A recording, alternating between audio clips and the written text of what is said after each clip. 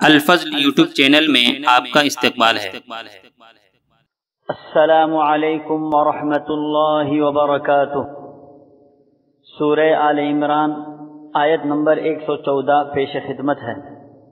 اعوذ باللہ من الشیطان الرجیم۔ يؤمنون بالله واليوم الآخر ويأمرون بالمعروف وينهون عن المنكر ويسارعون في الخيرات وأولئك من الصالحين۔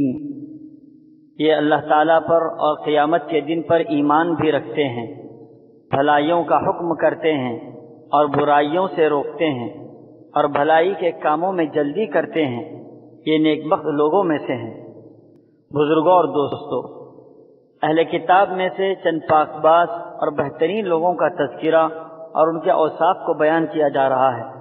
گزشتہ آیت میں بھی چند اوصاف کا تذکرہ تھا، یہاں مزید بیان ہو رہا ہے کہ یہ لوگ اللہ پر اور قیامت کے دن پر مکمل ایمان رکھتے ہیں، اپنی فکر کے ساتھ ساتھ اپنے دوسرے بھائیوں کی بھی فکر کرتے ہیں، ان کو اچھی باتوں کا اور اتباع سنت کا حکم کرتے ہیں، اور برائیوں سے بچنے کی تاکید کرتے ہیں، اور ہمیشہ بھلائی کے کاموں میں ایک دوسرے سے آگے بڑھنے کی فکر کرتے ہیں۔